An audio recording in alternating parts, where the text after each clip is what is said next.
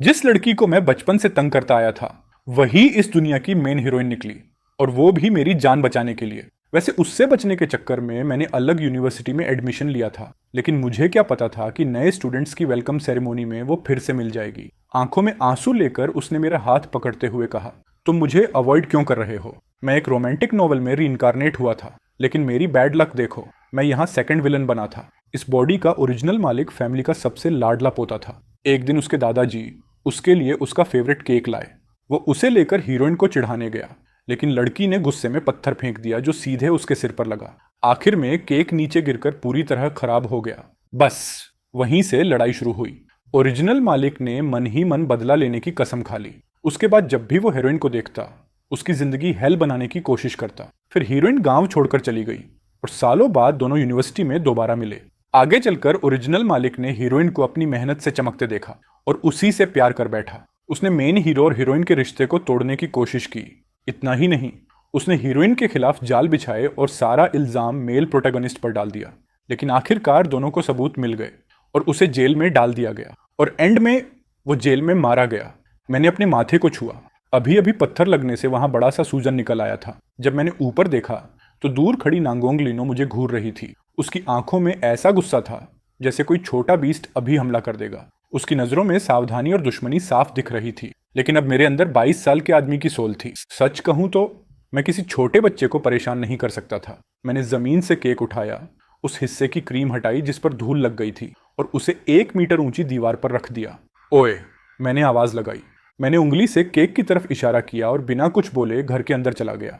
फिर मैं खिड़की के पीछे छिपकर उसका रिएक्शन देखने लगा।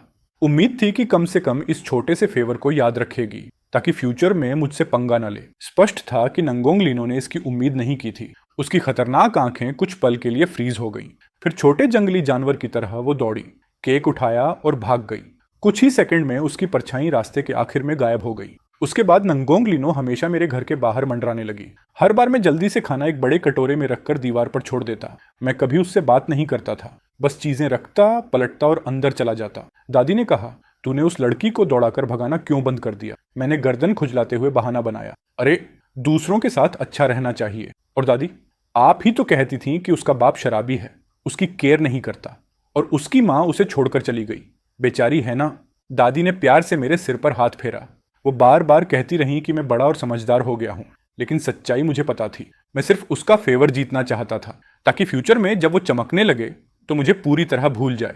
लेकिन मेरी ये अच्छाई किसी काम नहीं आई। जो कटोरा मैं दीवार पर छोड़ता था, पहला गायब हो गया, दूसरा नाली में टूटा मिला, तीसरा सीधे मेरे आंगन में फेंका गया टुकड़ों में। मेरा पारा चढ़ गया। मैंने फिर एक कटोरा दीवार पर रखा और साथ में हरे रैपर वाली फ्रूट कैंडी भी रख दी। फिर 1 मीटर लंबी बैम्बू स्टिक उठाई और पेड़ों के पीछे छिप गया। मैंने सोच लिया था कि जैसे ही वो आएगी उसे अच्छी तरह सबक सिखाऊंगा। आखिर मेरे घर के कटोरे पेड़ों पर तो उगते नहीं थे। इंतजार करते करते मच्छरों ने कई बार काट लिया। तभी मैंने नंगोंग लीनो को अपनी तरफ लंगड़ाते हुए आते देखा।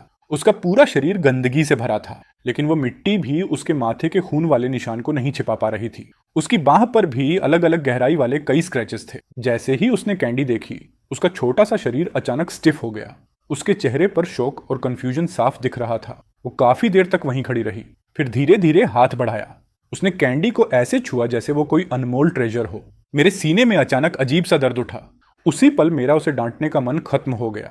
मैं पेड़ के पीछे से बाहर निकला। वो डर के मारे सिर से पैर तक कांप उठी। उसकी सुनहरी आंखें बड़ी हो गईं, बिल्कुल डरे हुए पप्पी जैसी। दोबारा मेरा कटोरा मत फेंकना। खाना खत्म होने के बाद उसे वापस वहीं रख देना, समझी? मैं बैम्बू स्टिक घसीटते हुए उसके पास से गुजरा, फिर जेब से बची हुई दूसरी कैंडी निकाली और उसकी तरफ बढ़ा दी। वो काफी देर तक मेरी हथेली में रखी कैंडी को घूरती रही, फिर थोड़ा झुककर मुड़ी और भाग गई। उसके नंगे पैर पत्थरों से भरे रास्ते पर पड़ रहे थे, लेकिन जैसे उसे दर्द महसूस ही नहीं हो रहा था। उसकी डगमगाती परछाई जल्दी ही गायब हो गई। रात के खाने के दौरान दादाजी वापस आए और बोले कि नंगोंग लीनो को उसके बाप ने दोपहर में फिर पीटा है। सुना है कल रात उसने पानी गर्म नहीं किया था। उस हरामी ने फिर उसकी बुरी तरह धुनाई कर दी। मेरे हाथ में पकड़ी चॉपस्टिक रुक गई। उसके घाव याद आते ही खाना गले में अटक गया। घर के कटोरों को बचाने के लिए मैंने उसे खाना छोटे एल्यूमिनियम कंटेनर में देना शुरू कर दिया। जब भी वो नजर नहीं आती, मैं चॉपस्टिक से कंटेनर के किनारे पर टक टक करता। कुछ देर बाद वो दूर से सिर निकालकर मुझे देखने लगती। गाइस, आईपीएल 2026 शुरू हो गया है। मैं सारे मैचेस इस ऐप पर देख रहा हूँ, जहां लाइव अपडेट्स के साथ साथ स्पोर्ट्स नॉलेज से अर्न भी कर सकते हो। इस आईपीएल पर कैश प्राइजेस और एप्पल गैजेट्स के क्रेजी गिवअवेज भी चल रहे हैं। परफेक्ट चांस फोन अपग्रेड का, और नए प्लेयर्स को पहले 4 डिपॉजिट्स पर 70,000 रुपए तक बोनस मिल सकता है। बस प्रोमो कोड एरो100 यूज करना, लिंक नीचे कमेंट्स में है, जाओ चेक करो। उसकी गोल काली आंखें उसके गंदे चेहरे पर अलग ही चमकती थीं। उनमें सावधानी और डिस्ट्रस्ट छिपा रहता, लेकिन साथ ही हल्की सी उम्मीद भी।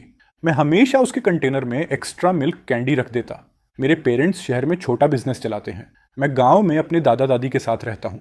प्राइमरी स्कूल खत्म होने के बाद मैं सिटी जाकर मिडिल स्कूल में पढ़ूंगा, और नांगोंग जो मुझसे 3 साल छोटी है, उसे भी इस सेमेस्टर गांव के स्कूल में फर्स्ट ग्रेड में एडमिशन लेने के लिए टीचर ने मना लिया था। देशभक्ति वाले त्योहारों की छुट्टियां पूरे 7 दिन चली, और मैंने उसे पूरे 7 दिन तक खाना खिलाया। शुरुआत में वो मेरा कंटेनर फेंक देती थी, फिर बाद में कंटेनर और चॉपस्टिक्स वापस आंगन में उछालने लगी, और अब हाल ये था कि वो कंटेनर और चॉपस्टिक्स को इतना साफ करके लौटाती थी कि चमकने लगते थे। फिर उन्हें मेरे घर की दीवार पर उसी जगह रख देती थी। लेकिन उसकी ये अच्छी आदत ज्यादा दिन नहीं चली। ब्रेकफास्ट स्टॉल वाली आंटी ने अभी मुझे बंद दिया ही था कि नंगोंग लिनो ने उसे झपटकर छीन लिया, और ऐसे भागी जैसे पीछे भूत पड़ा हो, कुछ ही सेकंड में गायब। मेरे पास दोबारा पैसे देकर दूसरा ब्रेड खरीदने के अलावा कोई ऑप्शन नहीं था। जब मैं क्लासरूम लौटा तो मेरी क्लास के लड़के बहुत शोर मचा रहे थे। मेरा जमा हुआ गुस्सा उसी पल फट पड़ा। मैंने जोर से किताब टीचर की डेस्क पर पटकी। धड़ाम की आवाज के साथ पूरा क्लास तुरंत शांत हो गया। गुस्से भरे चेहरे के साथ मैंने उन लड़कों को अच्छी तरह डांटा जो रिसेस में मस्ती कर रहे थे। दूसरे पीरियड के बाद एक्सरसाइजेस करवाने की जिम्मेदारी मेरी थी। स्टेज से नीचे देखते हुए मेरी नजर फर्स्ट ईयर सेक्शन की लेफ्ट साइड में खड़ी नंगोंग लिनो पर पड़ी। एक टीचर उसे डांट रहा थी। वो बिल्कुल सीधी खड़ी थी, जैसे लकड़ी का तख्ता। उसकी नजर जमीन पर टिकी थी, और वो अपना बायां पैर दाएं पैर से रगड़ रही थी, जैसे उसे किसी चीज की परवाह ही न हो। स्कूल स्टूडेंट्स को फ्री न्यूट्रिशियस लंच देता था। टेस्ट खास नहीं होता था, लेकिन कम से कम पेट भर जाता था। लेकिन नंगोंग लिनो हमेशा 3 बड़े कटोरे खा जाती थी। ऐसे खाना मुंह में ठूंसती जैसे कल दुनिया खत्म होने वाली हो। हर निवाले के साथ अपना मुंह पूरी तरह भर लेती। उस दिन मैंने क्लासरूम लॉक किया और सीढ़ियां उतर ही रहा था कि तभी कुछ सीनियर लड़के तेजी से भागते हुए दिखे। उनमें से कुछ लोग नंगोंग लिनो को उठाकर ले जा रहे थे। मैं वहीं खड़ा रह गया और लंबी सांस ली, फिर पलटकर ऊपर गया और 6th ग्रेड टीचर के ऑफिस का दरवाजा खटखटाया ताकि उनकी शिकायत कर सकूं। जब तक टीचर हमें लेकर उसे ढूंढने पहुंचे, तब तक वो लोग नंगोंग लिनो को सड़क किनारे कीचड़ वाले गड्ढे में फेंक चुके थे। वो सिर से पैर तक मिट्टी में सनी हुई थी, बस उसकी आंखें दिख रही थीं, इतनी ठंडी कि खून जमा दें। उन आंखों में पागलपन भरा तेज गुस्सा छिपा था। वो कीचड़ के कोने में अकेली बैठी थी, छोटी और पूरी तरह अकेली। ओरिजिनल नॉवल में जब असली विलन ये सीन देखता था तो वो सिर्फ उसका मजाक उड़ाता, उस पर पानी डालता और मिट्टी फेंकता। लेकिन मैं अलग था। मैं उसके पास गया और उसकी तरफ हाथ बढ़ाकर कहा, चलो।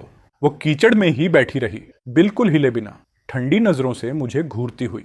मैंने थोड़ा सोचा, फिर जेब से कैंडी निकाली और उसकी तरफ बढ़ा दी। तभी उसकी आंखें धीरे धीरे हिली। उसकी काली पुतलियों में कैंडी का रिफ्लेक्शन आया और साथ में हल्की सी कमजोरी भी। मैंने कैंडी और पास कर दी।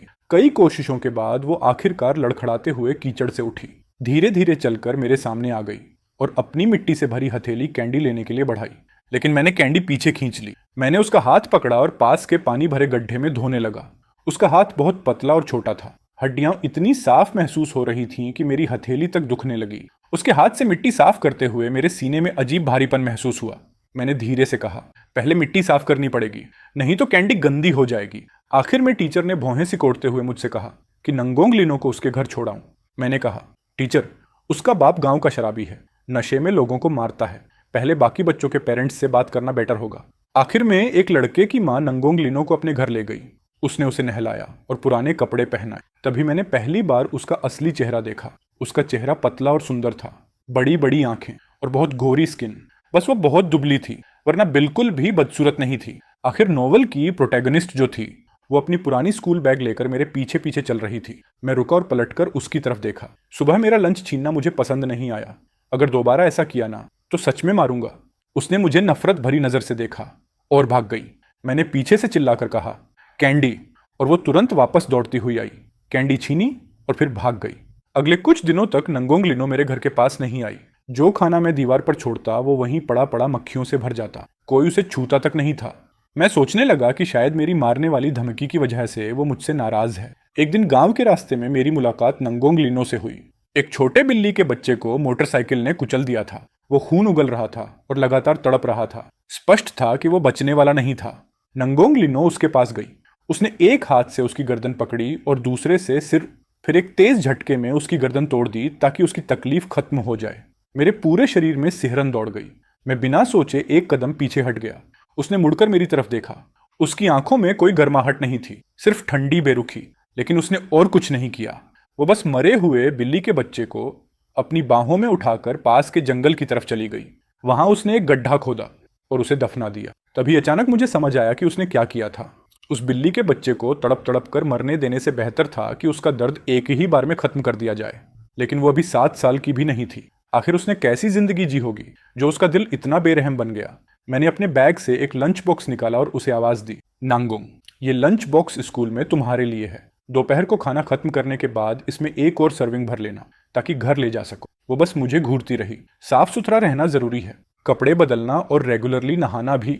मेरे गले में अजीब सा भारीपन आ गया। मैंने उसका छोटा सा गंदा हाथ पकड़ा और कहा, चल मेरे घर। घर पहुंचकर मैंने सारी बात दादा दादी को समझाई। फिर मैं अपनी पुरानी चीजों में से बचपन के साफ कपड़े ढूंढने लगा। उन्हें उसकी स्कूल बैग में रखा और बाहर एक बड़ी टब जैसी बाल्टी ले आया।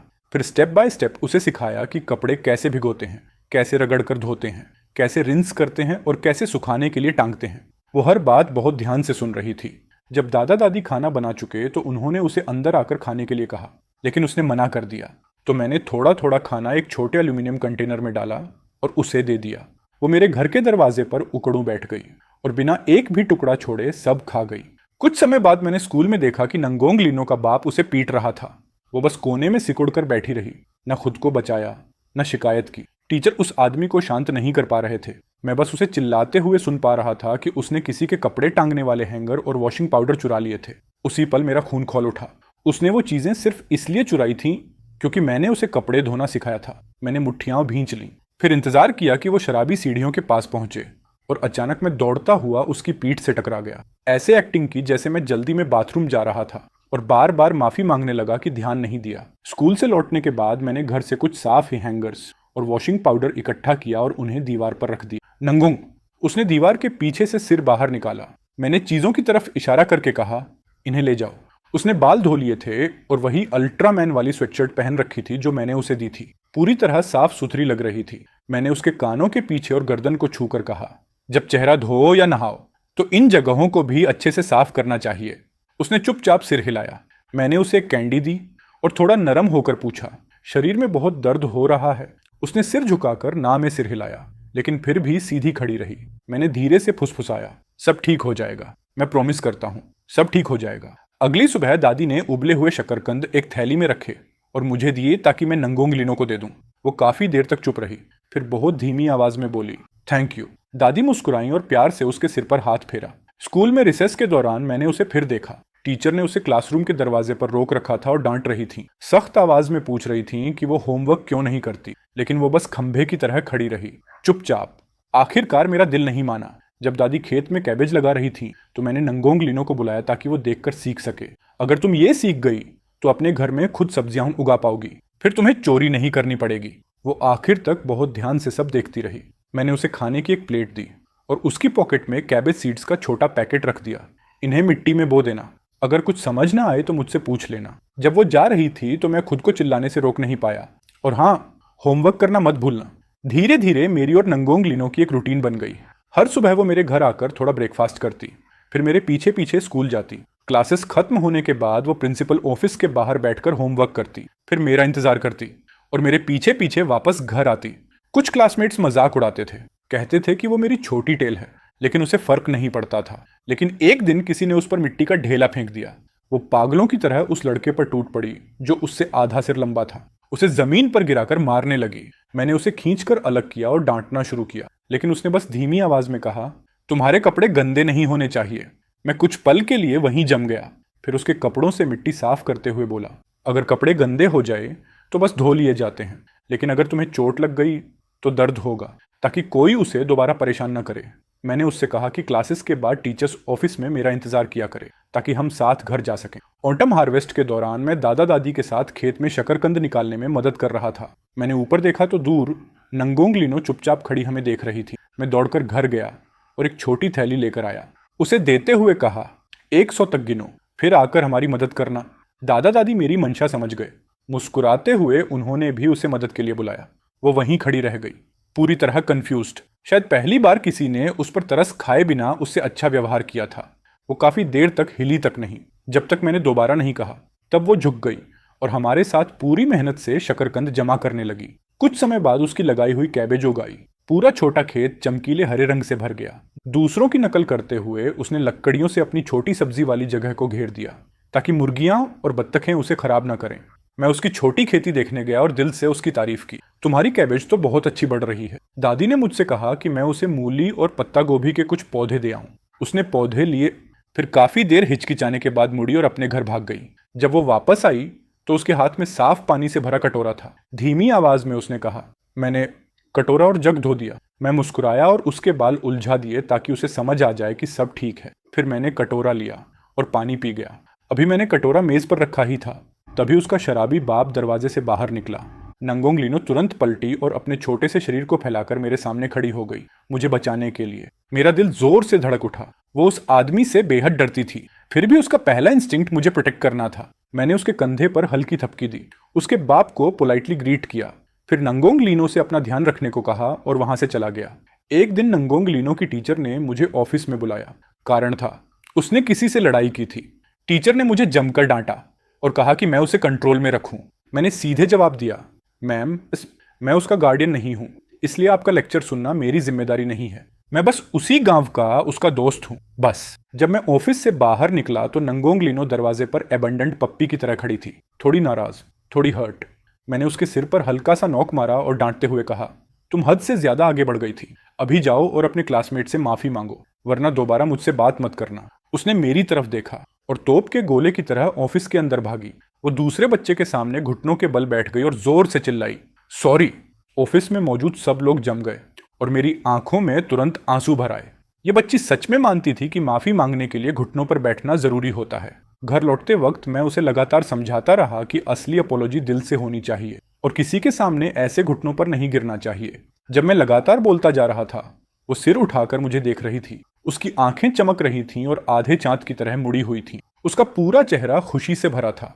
सेमेस्टर खत्म होने के बाद जब हम पढ़ रहे थे, तब मैंने गलती से नंगोंग लीनो का लैंग्वेज टेस्ट देख लिया। उस पर लाल रंग में लिखा हुआ 18 देखकर मेरी आंखें दुखने लगीं। नोवेल में तो हीरोइन जीनियस थी, मुझे यकीन ही नहीं हुआ। पहली क्लास के लैंग्वेज सब्जेक्ट में कोई 18 कैसे ला सकता है। मैंने उससे मैथ पेपर दिखाने को कहा। वो मन मारकर ले आई। उसमें 83 मार्क्स थे। मैंने राहत की सांस ली, कम से कम वो सिर्फ एक सब्जेक्ट में कमजोर थी। फाइनल एग्जाम्स में सिर्फ 2 हफ्ते बचे थे, इसलिए मैंने उससे कहा कि वीकेंड पर मेरे घर आए ताकि पेपर दोबारा सॉल्व करे और जो समझ ना आए वो मैं समझा दूं। मुझे लगा था कि ये मुश्किल जरूर होगा लेकिन मैनेजेबल रहेगा, लेकिन असलियत में ये सूरज को हाथ से ढकने जैसा था। उसे ये भी समझ नहीं आता था, वो भी नहीं। मैंने एक सिंपल याद करने वाला सवाल लाख बार समझाया, फिर भी वो गलत कर देती। मैं इतना फ्रस्ट्रेट हो गया कि 2 दिन तक उसे पढ़ने आने ही नहीं दिया। ऐसा लग रहा था जैसे मुझे नर्व्स शांत करने की मेडिसिन चाहिए। जब फाइनल रिजल्ट्स आए तो मेरे मार्क्स बहुत अच्छे थे और नंगोंग लीनो के लैंग्वेज में 45 और मैथ में 85 आए। उसने काफी इंप्रूवमेंट की थी, इसलिए दिल पर पत्थर रखकर मैंने उसे पढ़ाने की रेस्पॉन्सिबिलिटी जारी रखी। विंटर वेकेशन में वो बहुत तेजी से सीखने लगी। बस लैंग्वेज सब्जेक्ट में कभी कभी अटक जाती थी, बाकी सब पहली बार में समझ जाती। मेरे पेरेंट्स मुझे नए साल पर शहर ले जाने वापस आए। वहां से मैं उसके लिए exercise notebooks, hand writing books और रेफरेंस बुक्स लाया। मैंने पूरी छुट्टियों का होमवर्क उसे देकर रखा। जब मैं जा रहा था वो सड़क के किनारे खड़ी थी, अपनी बड़ी बड़ी उदास आंखों से मुझे देख रही थी। मैंने उसके सिर पर हल्की थपकी दी और मुस्कुराकर कहा, मैं जल्दी वापस आ जाऊंगा और जब लौटूंगा तो तुम्हारे लिए कैंडीज और टॉयज लाऊंगा। जब तक तुम ये नोटबुक्स खत्म करोगी तब तक मैं वापस आ जाऊंगा। उसने सिर हिलाया और वहीं खड़ी रही। वो तब तक मेरी कार को देखती रही जब तक वो नजरों से गायब नहीं हो गई। एक कदम भी नहीं हिली। न्यू ईयर से पहले मैं पेरेंट्स के साथ गांव वापस लौटा और नांगोंग लीनो के लिए फायरवर्क्स, एक स्पिनिंग टॉप और नए शूज लाया। मैंने उसे बॉक्स दिया। वो काफी देर तक उसे पकड़े खड़ी रही, बिना हिले। जब उसने सिर उठाया तो उसकी आंखें लाल थीं और वो रोने वाली लग रही थी। उसकी छोटी नाक भी लाल हो गई थी। मैंने उसके बाल उलझाते हुए कहा, हैप्पी न्यू ईयर। नांगोंग लीनो ने होंठ भींचे और बोली, thank you, happy new year. उसने मेरे दिल को पूरी तरह हिला दिया। मेरे अंदर सॉफ्टनेस और उदासी दोनों एक साथ भर गए। न्यू ईयर वाले दिन मैं उसे अपने कजन और गांव के बाकी बच्चों के साथ लैंटर्न लेकर घर घर न्यू ईयर विशेष देने ले गया। जब हम लौटे तो हमारी पॉकेट्स कैंडीज और गिफ्ट मनी से भरी हुई थी। मैंने अपना सारा हिस्सा उसे दे दिया और कहा कि घर जाकर अच्छे से न्यू ईयर एंजॉय करे। घर लौटने पर मेरा 4 साल का कज़न बड़ी बड़ी आंखों से मुझे देखने लगा और बोला, अरे भैया, मेरी बहन कहती है कि मैं तुम्हें ऐसा ना बुलाऊं, तो फिर तुम्हें क्या बोलूं। मैं 1 सेकंड के लिए फ्रीज हो गया। फिर मुझे एक साथ हंसी और गुस्सा दोनों आ गए। ये छोटी शैतान, मैं मन ही मन बड़बड़ाया, नए साल पर भी झगड़ा ढूंढ रही है। समय उड़ता चला गया। नंगोंग लिनो ने कभी नए शूज पहनने की हिम्मत नहीं की, लेकिन उसमें जबरदस्त बदलाव आ गया था। उसके ग्रेड्स आसमान छूने लगे। फाइनल एग्जाम्स में उसने सारे सब्जेक्ट्स में फुल मार्क्स लिए और सेकंड ग्रेड में पहुंचते ही क्लास मॉनिटर बन गई। उसके कपड़े पुराने जरूर थे, लेकिन हमेशा बिल्कुल साफ रहते थे। जब वो थर्ड ग्रेड में थी, उसकी टीचर एक दिन मुझसे मिली। उन्होंने बताया कि नंगोंग लिनो ने फ्रेंड नाम की एक ऐसे लिखी थी और वो पूरी ऐसे मेरे बारे में थी। टीचर ने कहा कि उसे पढ़कर कई टीचर्स रो पड़े थे, लेकिन नांगोंग लिनो ने उसे क्लास में एग्जाम्पल की तरह इस्तेमाल नहीं करने दिया, क्योंकि उसे डर था कि कोई और मुझे उसका भाई बनाकर उससे छीन ना ले। मैं हमेशा सोचता था कि जैसे ही उसकी असली माँ उसे लेने आएगी, सब ठीक हो जाएगा। चंद्र कैलेंडर के आखिरी महीने की 28वीं रात उसने नांगोंग लिनो के हाथ बांधे और उसे बीम से लटकाकर पीटा। जब तक पड़ोसी पहुंचे, वो बेहोश हो चुकी थी। उसे तुरंत हॉस्पिटल ले जाया गया। उसकी 2 पसलियां टूट चुकी थीं, पिंडली में फ्रैक्चर था, दोनों हाथ डिसलोकेट हो चुके थे और अंदरूनी ब्लीडिंग भी हल्की थी। चाइनीज न्यू ईयर की रात मैं उसे हॉस्पिटल में देखने गया। वो हॉस्पिटल बेड पर बैठी थी, सुन्न खोई हुई, जैसे उसकी आत्मा कहीं और हो। लेकिन जैसे ही उसने मुझे देखा, उसकी आंखों में धीरे धीरे थोड़ी चमक वापस आ गई। मैं उसके पास गया, सावधानी से उसे गले लगाया और धीरे से दिलासा देते हुए कहा, शांत रहो, सब ठीक हो जाएगा। क्योंकि वो न्यू ईयर पर हॉस्पिटल से बाहर नहीं जा सकती थी, इसलिए मैंने उसके लिए नए कपड़े और नए शूज खरीदे। स्नैक्स और लकी मनी भी लाकर उसके बेड के पास रख दिए। उसने बिना किसी एक्सप्रेशन के मुझे देखा और बस इतना कहा, थैंक यू। कुछ ही समय बाद नंगोंग लिनो की बायोलॉजिकल मदर हॉस्पिटल आई और उसे अपने साथ ले गई। मैं हॉस्पिटल के बाहर खड़ा उनकी कार को दूर जाते हुए देखता रहा। मेरे दिल में राहत भी थी और एक खालीपन भी। नंगोंग लिनो, उम्मीद करता हूं अगली बार जब हम मिले, तब तक तुम्हें खुशी मिल चुकी हो। पलक झपकते ही 10 साल गुजर गए। मैं कुनान यूनिवर्सिटी में दाखिल हो गया और थर्ड ईयर स्टूडेंट बन गया। वेलकम सेरेमनी वाले दिन धूप जानलेवा थी। मैं और मेरी रूममेट लाइन में खड़े खड़े इस हरामी गर्मी को कोस रहे थे। तभी स्टेज से एक जानी पहचानी आवाज सुनाई दी। अब नेशनल स्कॉलरशिप लेने के लिए स्टेज पर आएंगी नंगोंग लिनो। हेलो एवरीवन, मैं फर्स्ट ईयर रिप्रेजेंटेटिव नांगोंग लिनो हूँ। मैं वहीं जम गया। मैंने झटके से स्टेज की तरफ देखा। धूप के नीचे सफेद ड्रेस पहने वो लड़की चमक रही थी। वो वही नंगोंग लिनो थी जिसे मैंने 10 साल पहले छोड़ा था, लेकिन ओरिजिनल नॉवल की कहानी के हिसाब से उसे हिंगबे यूनिवर्सिटी में मेन प्रोटैगनिस्ट के साथ होना चाहिए था और वो मुझसे 3 साल छोटी थी, इसलिए उसे अभी हाई स्कूल में होना चाहिए था। मैंने कैंपस फोरम्स और रूममेट की बातें सुन सुनकर उसकी फोटोज और वीडियोस काउंटलेस बार देखी थी। वो पूरे यूनिवर्सिटी की सबसे फेमस गॉडेस बन चुकी थी, लेकिन लगता था वो अब मुझे पहचानती ही नहीं थी। एक दिन कैफेटेरिया में हमारी मुलाकात हुई। वो मेरी तरफ चली, लेकिन बिना देखे मेरे पास से निकल गई। एक पल के लिए भी नहीं रुकी। अचानक मुझे राहत महसूस हुई। ठीक है, ऐसे हम अजनबी बने रह सकते हैं और एक दूसरे की जिंदगी डिस्टर्ब नहीं करेंगे। ओरिजिनल नॉवल के ट्रेजिक एंडिंग से बचने का यही सबसे अच्छा तरीका था। वेलकम नाइट पर मैं होस्ट था। जब मैं स्टेज से नीचे उतरा, तभी वो ऊपर जा रही थी परफॉर्म करने। हम दोनों ने सामने देखा, एक बार भी एक दूसरे की आंखों में नहीं देखा। उसकी पियानो परफॉर्मेंस और उसकी आवाज ने सबको शॉक कर दिया। एक ही रात में वो पूरे कैंपस में फेमस हो गई। मुझे लगा था कि हम हमेशा पैरेलल लाइंस की तरह रहेंगे, पास, लेकिन कभी ना मिलने वाले। लेकिन ज्यादा समय नहीं बीता कि हमारे डॉर्म की लीडर ने बॉयज डॉर्म के साथ मीटअप अरेंज कर दिया। जब हम बफेट रेस्टोरेंट पहुंचे, सबसे पहले मेरी नजर नंगोंग लिनो पर पड़ी, जो पहले से बैठी थी। मेरी रूममेट मुस्कुराते हुए बोली कि स्कूल गॉडेस को इनवाइट करने में उन्हें बहुत मेहनत लगी। मेरा दिल एक पल को रुक गया। हम अंदर गए। कई लड़कियों ने सिर उठाया। नंगोंग लिनो ने भी जल्दी से एक नजर डाली। उसकी नजर एक पल के लिए मुझ पर रुकी, फिर बिना कोई इमोशन दिखाए नीचे चली गई। मैंने राहत की सांस ली। लगता है उसने सच में मुझे नहीं पहचाना। परफेक्ट, अब कम से कम मैं शांति से खाना खा पाऊंगा। मेरा रूममेट सो तो अपना इंट्रोडक्शन दे रहा था और उसने मेरा नाम किंगी बताया। मैंने तुरंत नंगोंग लिनो की तरफ देखा। मुझे लगा था कि मेरा नाम सुनकर वो रिएक्ट करेगी, लेकिन वो पूरी तरह शांत रही, जैसे कुछ हुआ ही ना हो। मैं पूरी तरह रिलैक्स हो गया और सामने बैठी लड़की को मुस्कुराकर ग्रीट किया। उसी वक्त धड़ाम, नंगोंग लिनो के सामने रखा ग्लास गिर गया और पानी पूरी टेबल पर फैल गया। उसके पास बैठा लड़का जल्दी जल्दी टेबल साफ करने लगा, लेकिन नंगोंग लिनो की नजरें सीधी मेरी आंखों में आकर टिक गईं। मैंने पोलाइटली सिर हिलाया और नजरें हटा ली। इंसिडेंट खत्म होने के बाद हम सब ने इंट्रोडक्शंस दिए, हाथ मिलाया और खाना शुरू किया। थोड़ी देर बाद मैं वॉशरूम गया। जब वापस आया तो देखा कि मेरे सामने वाली सीट पर अब नंगोंग लिनो बैठी थी। मैं 1 सेकंड के लिए फ्रीज हो गया। फिर मैंने अपने रूममेट्स को आंख मारते और इशारे करते देखा। तुरंत समझ गया ये सब उन्हीं की करतूत थी। मैंने नंगोंग लिनो की तरफ देखा। वो सिर झुकाकर खाना खा रही थी। उसकी लंबी आई लैशेज हल्के हल्के कांप रही थी। उसके आसपास एक शांत और नरम सा ओरा था। मैंने भी सिर झुकाकर खाना खाना शुरू कर दिया और उससे एक शब्द तक नहीं बोला। मेरा फोन लगातार वाइब्रेट हो रहा था। मेरे रूममेट्स ग्रुप चैट में मुझे टैग करके बोल रहे थे कि नंगोंग लिनो कई बार मुझे देख चुकी है और हर बार ज्यादा दुखी लग रही है। वो कह रहे थे कि उसकी आंखें लगभग लाल हो चुकी हैं और मुझे हार्टलेस बस्टर्ड बुला रहे थे। मैंने हार मानते हुए सिर उठाया और सीधे उसकी लाल हो चुकी आंखों से नजरें टकरा गईं। अंदर से मुझे यकीन ही नहीं हो रहा था। ये वो नंगोंग लिनो बिल्कुल नहीं थी जिसे मैं जानता था। बचपन में चाहे उसे कितना भी दर्द हो, वो हमेशा जिद्दी रहती थी और सब छुपा लेती थी। वो कभी ऐसी शक्ल नहीं बनाती थी जैसे अभी रो पड़ेगी। अपने साइड विलेन वाले रोल को याद करके मैंने फिर सिर झुकाया और खाना खाने लगा। जब खाना खत्म हुआ, मैंने अपने होमीज को हाथ हिलाकर बाय कहा और जाने के लिए मुड़ा। फ्रेंड, मेरे पीछे से एक झिंझकती हुई आवाज आई, उम्मीद से भरी हुई। मैं वहीं जम गया और तुरंत पलटा।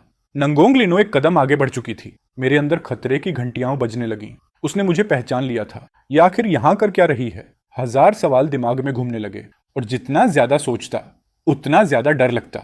इसलिए मैंने जल्दी से कहा, मुझे होमवर्क करने जाना है, बाय। मैं पलटकर भाग गया। डर था कि अगर 1 सेकंड और रुका तो शायद उससे पीछा ही ना छुड़ा पाऊं। वापस आते ही मेरे रूममेट्स ने मुझे घेर लिया और मजाक उड़ाने लगे। पूछने लगे कि क्या मुझे सच में उस स्कूल गॉडेस के लिए कुछ फील नहीं होता। मैंने उन्हें घूर कर कहा, क्या मैं तुम्हारी तरह डेस्परेट दिखता हूं? जैसे ही मैंने ये कहा, फोन पर नोटिफिकेशन आई, फ्रेंड रिक्वेस्ट। मैं हूं नंगोंग लिनो। मैं अभी सोच ही रहा था क्या करूं, तभी सौ तो ने मेरा हाथ पकड़ लिया और हैंग चेन्यू ने एक्सेप्ट पर टैप कर दिया। ऊपर से जस्टिफिकेशन भी देने लगा, मैं तुम्हें जंगली बनने नहीं दूंगा। मैं एक्सेप्टेड फ्रेंड रिक्वेस्ट को देखकर बेबस होकर सांस छोड़ दी। लग रहा था अब सच में उससे बचना इम्पॉसिबल हो जाएगा। उसके बाद नंगोंग लिनो ने मैसेजेस की बारिश शुरू कर दी। वो पूछती मैं क्या कर रहा हूँ, बबल टी पीने बुलाती, पूछती क्या मैं उससे नफरत करता हूँ, वीडियो गेम्स खेलने बुलाती और मैं हर बार बहाने मार देता। मैं सोने जा रहा हूँ, डिस्टर्ब मत करो। मैं डाइट पर हूँ, डिस्टर्ब मत करो। मैं क्लास में हूँ, डिस्टर्ब मत करो। लेकिन ज्यादा समय नहीं बीता कि रूममेट्स ग्रुप चैट में मुझे हार्टलेस बास्टर्ड बुलाने लगे। कहने लगे कि नई लड़की रूम में बैठी रोने वाली है। ऊपर से फोटो भी भेज दी। फोटो में नंगोंग लिनो सिर झुकाकर अपना फोन पकड़े थी। उसकी आंखें लाल थीं और आंसुओं से भरी हुई, जैसे उसके साथ दुनिया की सबसे बड़ी नाइंसाफी हुई हो। मेरे रूममेट्स बारी बारी से मुझे इनसेंसिटिव और पत्थर दिल बोलकर बॉम्बार्ड करने लगे। मेरा दिमाग पूरी तरह गड़बड़ा गया था। फिर भी मैंने दांत भींचकर उसके साथ वॉक पर जाने का इनविटेशन रिजेक्ट कर दिया। बस रिप्लाई किया, सीरीज देख रहा हूं, डिस्टर्ब मत करो। ये नंगोंग लिनो, जिसे समझना इतना मुश्किल है, मेरे फैसले पर ही सवाल खड़े कर रही थी। अगर मैं उसके करीब नहीं जा सकता तो कम से कम उससे दूर तो रह सकता हूँ। लेकिन लगता था उससे बचना नामुमकिन है। मेरे रूममेट्स ने फिर बारबेक्यू पार्टी रखी। जब मैं पहुंचा, देखा नंगोंग लिनो और उसके दोस्त भी वहां थे। वो अपनी चेयर पर चुपचाप बैठी थी। जैसे ही उसने मुझे देखा, तुरंत घबराकर खड़ी हो गई। धीरे से बोली, फ्रेंड। फिर होंठ भींचकर सिर झुका लिया। मेरा रूममेट लगातार मुझे धक्का दे रहा था कि जाकर उसके पास बैठूं। अंदर से मैं बुरी तरह उलझा हुआ था। वो नोवेल की हीरोइन थी, वही जिसने ओरिजिनल मालिक को जेल भिजवाया था। लेकिन उसे इतना हेल्पलेस देखकर मेरा दिल पिघलने लगा। आखिरकार मैं जाकर उसके बगल में बैठ गया। उसी पल उसकी आंखें खुशी से चमक उठी और उनमें आंसू भर आए। वो भीगी आंखों से मुझे देख रही थी। ऐसा लगा जैसे किसी ने मेरे दिल पर जोरदार वार कर दिया हो। मैंने मन ही मन खुद को कोसा कि मैं इतना कमजोर क्यों हूं। उसने मेरी स्लीव पकड़ ली और धीरे से बोली, भैया मैं आपकी हर बात मानूंगी, बस प्लीज मुझे इग्नोर मत करो। मैं हाथ जोड़ती हूँ। उसकी नरम और दुखी आवाज ने मेरा दिल पूरी तरह पिघला दिया। उस दिन के बाद वो हर जगह मेरा पीछा करने लगी। क्लास खत्म होते ही वो क्लासरूम के बाहर खड़ी मिलती और खुशी से बुलाती, फ्रेंड किंगी। उसकी आंखें चमकती रहती। वो इतनी क्यूट और ओबीडियंट लगती कि उसे देखकर अपने आप दया आ जाती। एक दिन वो फिर क्लासरूम के बाहर मेरा इंतजार कर रही थी। उसने मेरा हाथ पकड़कर मुझे बगल के खाली रूम में खींच लिया। सिर झुकाकर और पैर घसीटते हुए धीरे से बोली, आज मेरा बर्थडे है, क्या आप मेरे साथ सेलिब्रेट करेंगे? फिर उसने सिर उठाया। उसकी आंखें उम्मीद से चमक रही थीं। मेरे सीने में अजीब दर्द सा उठा। अगर आज मैं मान गया तो हमेशा मानता रहूंगा। ये बीमारी है और मुझे इसे ठीक करना होगा। मैंने तुरंत फोन निकाला और उसे 280 ट्रांसफर कर दिए। फिर कहा, जाकर केक खरीद लो, तुम्हारे फ्रेंड की क्लास है, अच्छी बच्ची बनो। ये कहकर मैंने दिल पर पत्थर रखा और वापस क्लासरूम चला गया। लेकिन आखिर में मेरे हर रूममेट ने मुझे एक एक कोहनी मारी और इनह्यूमन बुलाया। उन्होंने क्लासरूम के बाहर इशारा किया। तभी मैंने नंगोंग लिनो को देखा। वो वहां खड़ी थी, लाल आंखों के साथ, लगभग रोने वाली। मेरे तीनों होम आइज बिना कुछ बोले मेरा सामान उठाकर मुझे धक्के देते हुए उसके पास ले गए। मैंने हार मानकर लंबी सांस ली और कहा, चलो ठीक है, बताओ बर्थडे कैसे सेलिब्रेट करना है। तुरंत उसके चेहरे पर मुस्कान आ गई। उसकी आंखों की सारी उदासी गायब हो गई। उस दिन उसने मुझे जबरदस्ती कैरोसेल पर बैठाया, कॉटन कैंडी खिलाई और एक पागल घूमने वाली राइड पर भी ले गई। उसने मेरी पूरी हालत खराब कर दी। लेकिन जब हम टैक्सी से उतरे और सामने 4 स्टार होटल देखा तो मुझे लगभग हार्ट अटैक आ गया। मैं सिर से पैर तक कांपते हुए बोला, अरे लड़की, इसका मतलब क्या है। उसने अपना निचला होंठ दबाया और मुझे कनखियों से देखते हुए धीरे से कहा, इंटरनेट पर नहीं कहते कि 18 के बाद सब अलाउड होता है। उसने बात पूरी नहीं की, लेकिन मतलब बिल्कुल साफ था। मेरी हालत खराब हो गई।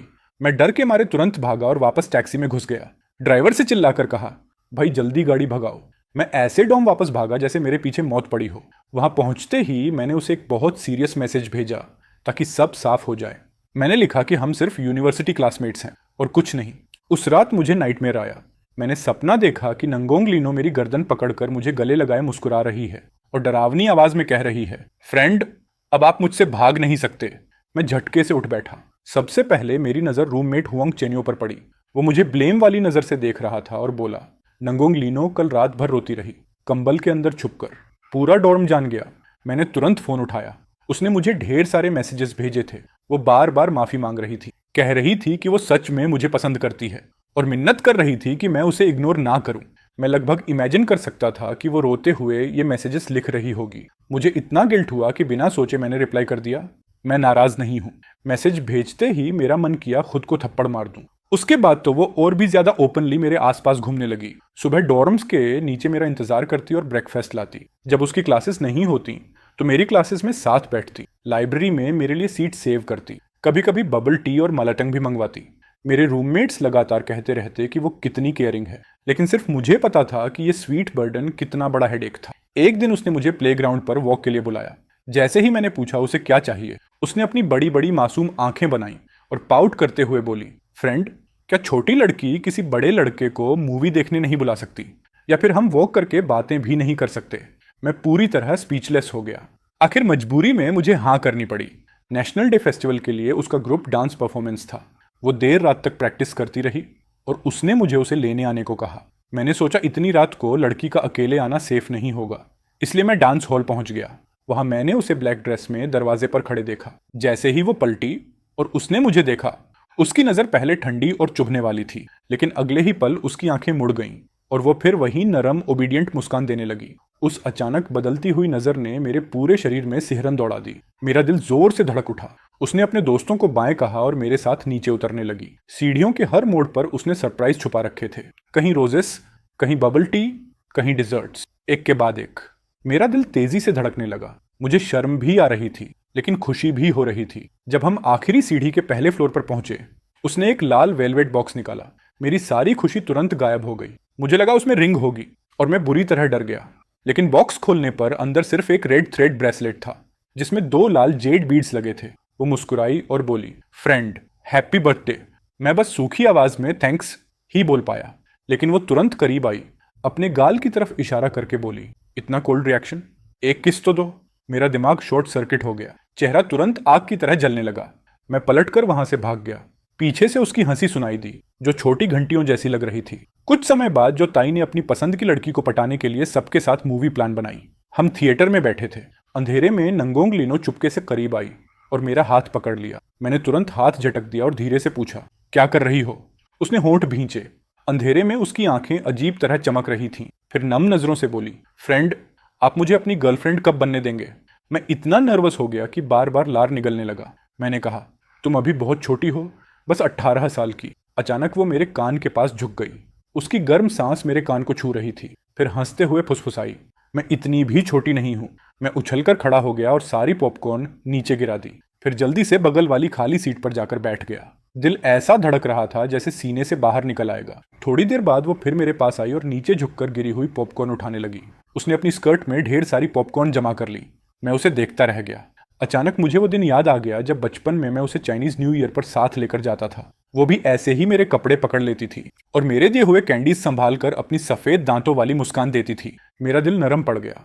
मैं भी नीचे झुककर उसकी मदद करने लगा। उसने सिर उठाया।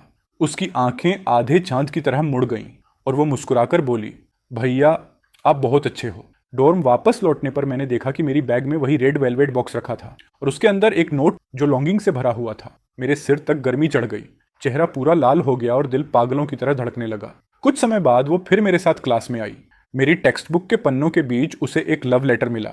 सफेद एनवेलोप पर लाल दिल बना हुआ था और उस पर किंगी नाम लिखा था। नंगोंग लीनो उस लेटर को अपनी उंगलियों के बीच पकड़े खड़ी थी। कांपती हुई आवाज और लाल आंखों के साथ उसने मुझे देखा और पूछा, फ्रेंड ये क्या है? मैंने सच बता दिया, लव लेटर। तभी आगे वाली रो का एक लड़का बोला, ये नौवीं है, फैकल्टी ऑफ लिटरेचर वाली टैलेंटेड लड़की की तरफ से। उसने मेरी तरफ देखा, उसकी आवाज और भी धीमी हो गई। फ्रेंड क्या आपने सब पढ़ी? हेंगचेंग यू फिर बीच में बोल पड़ा, इन्होंने सिर्फ पढ़ी ही नहीं, सबका रिप्लाई भी दिया। वो हल्का सा हंसी, लेकिन उस हंसी में दर्द भरा हुआ था। उसकी आंखें पूरी तरह आंसुओं से भर चुकी थीं। अचानक वो खड़ी हुई और क्लासरूम से बाहर चली गई। अगले कई दिनों तक नांगोंग लीनो ने ना तो मुझसे कांटेक्ट किया, ना ही मेरे आसपास मंडराई। लेकिन उसकी ये अचानक शांति मुझे उल्टा अजीब लगने लगी। ऐसा महसूस हो रहा था जैसे कुछ मिसिंग हो। मेरे रूममेट्स मुझे गालियां देते रहते, कहते मैं ऐसा बास्टर्ड हूं जिसे टॉक्सिक बिहेवियर पसंद है। वो बोलते कि जाकर उसे मना लूं, लेकिन मैं नहीं गया। नेशनल डे सेलिब्रेशन की आर्टिस्टिक परफॉर्मेंस वाले दिन पता नहीं क्यों मैंने वो लाल धागे वाला ब्रेसलेट पहन लिया। स्टेज के नीचे लोगों का समंदर था, मुझे पता था वो मुझे देख नहीं सकती, फिर भी मैंने वो ब्रेसलेट पहना। जब मैंने उसे स्टेज पर इतनी चमक के साथ परफॉर्म करते देखा तो अचानक मेरे अंदर अजीब सी जेलसी भर गई। परफॉर्मेंस खत्म होते ही मैं सीधा बैक स्टेज भागा। जैसे ही वो ड्रेसिंग रूम में घुसने वाली थी, मैंने उसके सिर पर कोट डाल दिया और उसे छोटे से चेंजिंग रूम में धकेल दिया। मैंने कहा, पहले कपड़े बदल लो। लेकिन मैं कुछ और बोल पाता उससे पहले बैक स्टेज मैनेजर ने मुझे बाहर निकाल दिया। मैंने उसे मैसेज किया कि मैं उसके लिए मिल्क टी लेने जा रहा हूं और वो मेरा इंतजार करे। लेकिन जब मैं ड्रिंक लेकर वापस आया तो मैंने उसे एक दूसरे लड़के के साथ खड़े देखा। दोनों हंसते हुए बातें कर रहे थे। मैंने उसे तुरंत पहचान लिया। वो नॉवल का मेल प्रोटैगनिस्ट था, सभ्य, कल्चर्ड, बसंत के सूरज जैसा गर्म और चमकदार। मेरा दिल डूब गया। अगर प्रोटैगनिस्ट भी अब उसके पीछे आ चुका है तो मैं आखिर उम्मीद किस बात की कर रहा था? मैंने मिल्क टी सीधा कूड़ेदान में फेंक दी और वापस मुड़ गया। यूनिवर्सिटी लौटने के बाद काउंसलर ने कुछ स्टूडेंट्स को हिंगबे यूनिवर्सिटी में 1 साल के एक्सचेंज प्रोग्राम का मौका दिया। एप्लीकेशन फॉर्म हाथ में पकड़े पकड़े मैंने खुद को मेंटली 2 थप्पड़ मारे। अब क्या सोच रहा है वे? प्रोटैगनिस्ट आ चुका है। अगर अब भी नहीं भागा तो ओरिजिनल मालिक की तरह मेरा भी वही ट्रेजिक एंडिंग होगा। डेडलाइन वाले आखिरी दिन मैंने फॉर्म भरकर जमा कर दिया। मैं लाइब्रेरी में पढ़ रहा था। अभी अभी उस लड़की को बाय कहा था जिसने मुझे लव लेटर दिया था। तभी अचानक कोई मेरे सामने आकर बैठ गया। फ्रेंड। उसकी आवाज बर्फ जैसी ठंडी थी, पहले वाली सॉफ्ट और स्वीट टोन से बिल्कुल अलग। आखिरी शब्द ऐसे निकला जैसे दांत भींच कर बोला गया हो, गहरे रिजेंटमेंट से भरा हुआ। वाह फ्रेंड, बड़े पॉपुलर हो ना। बताइए फ्रेंड, इन दिनों एक बार भी मेरा ख्याल नहीं आया। मैंने उसकी तरफ देखा। उसकी आंखों की सारी सॉफ्टनेस गायब हो चुकी थी। अब उनमें सिर्फ क्रूरता और जंगलीपन बचा था। पता नहीं क्यों, लेकिन मैं टेंस हो गया। मन मारकर मैंने जवाब दिया, नहीं। वो धीरे धीरे खड़ी हुई और मेरा ठुड्डी पकड़ने के लिए हाथ बढ़ाया। मेरे पूरे शरीर में पसीना छूट गया, रोम रोम खड़ा हो गया। बहुत डरावना था। वो धीरे से मेरे करीब झुकी। उसकी सांसों में मिठास थी। डॉक्टर, मेरे छोटे फ्रेंड को मैं पसंद क्यों नहीं हूं? मैंने उसका हाथ हटाने की कोशिश की, लेकिन दूसरे हाथ से उसने मेरे कान की लोब पकड़ ली और धीरे धीरे सहलाने लगी। फिर मुस्कुराकर बोली, एक वक्त का खाना भी पूरा तन मन देकर चुकाना चाहिए। फ्रेंड, मुझे अपना कर्ज चुकाने दो। मैं वहीं जम गया। ऐसा लगा जैसे मेरी आत्मा शरीर से बाहर निकल जाएगी। तो उसे शुरू से ही सब पता था। वो बस मेरे साथ खेल रही थी। मैंने दांत भींच कर कहा, सुन बच्ची, तुम्हारे फ्रेंड को खिलौना बनना पसंद नहीं, इस बार छोड़ रहा हूं। लेकिन वो और जोर से हंसने लगी। थैंक यू फ्रेंड, मेरी जान बख्शने के लिए। अगर ऐसा है तो मैं खुद को आपको सौंप देती हूँ। मैं पैनिक में आ गया। उसी दिन मैंने सामान पैक किया और जल्दी से हिनबे यूनिवर्सिटी निकल गया। मुझे लगा हजारों किलोमीटर दूर भागकर उससे बच जाऊंगा। लेकिन जैसे ही ट्रेन से उतरा और स्टेशन से बाहर निकला, मैंने नंगोंग लीनो को देख लिया। वो सीढ़ियों के आखिर में खड़ी थी, ऊपर मेरी तरफ देखकर मुस्कुरा रही थी। मैंने हार मानते हुए लंबी सांस ली। अब सीरियस बात करना जरूरी था। हम एक कैफे में जाकर बैठे। पूरी शांति के साथ उसने मेरा हाथ पकड़ लिया और मुस्कुराकर बोली, कितने समय बाद मिले भैया? मैंने भी फॉर्मल तरीके से जवाब दिया, हाँ, काफी समय हो गया। लेकिन अंदर से मेरा दिमाग पूरी तरह उलझा हुआ था। उसने नम आंखों से मुझे देखा। फ्रेंड, मैं इतने चमकदार स्टेज पर खड़ी थी, क्या आपने मुझे देखा? फ्रेंड, आप मुझे लेने क्यों नहीं आए? मैंने उल्टा सवाल किया, मैं तुम्हें लेने क्यों आता? उसके शांत चेहरे का एक्सप्रेशन एक पल में टूट गया। अंदर छुपा पागलपन बाहर आ गया। फ्रेंड, पूरे 10 साल बीत गए। क्या आपने कभी मेरे बारे में सोचा क्या आप मुझसे नफरत करते हो? आपने मुझसे झूठ क्यों बोला? वो लगातार मेरी आंखों में देखती रही। उसकी नज़र बेहद तीखी थी। फिर अचानक वो मुस्कुराई। फ्रेंड, मैंने फर्स्ट ईयर से सीधे third year high school jump किया, सिर्फ जिनपे ही आने के लिए। लेकिन आप वहां नहीं थे, तो मैंने दोबारा एग्जाम दिया और कुनान चली गई। अपने फ्रेंड का पीछा करना बहुत मुश्किल था। मैं पूरी तरह स्टंड रह गया। ये जानकारी बहुत ज्यादा थी। मुझे समझ ही नहीं आया क्या रिएक्शन दूं। मैंने बस पूछा, तुम आखिर चाहती क्या हो? वो मुस्कुराई, कुछ नहीं, मैं बस अपने फ्रेंड का खाना चुकाना चाहती हूँ। एहसान चुकाना? मासूम बनकर मेरे साथ खेलना, ऐसे चुकाती हो तुम मेरा एहसान? उसका चेहरा तुरंत अंधेरा पड़ गया। मुझे दोबारा छोटे फ्रेंड मत बुलाना, मैं तुम्हारा फ्रेंड नहीं हूँ।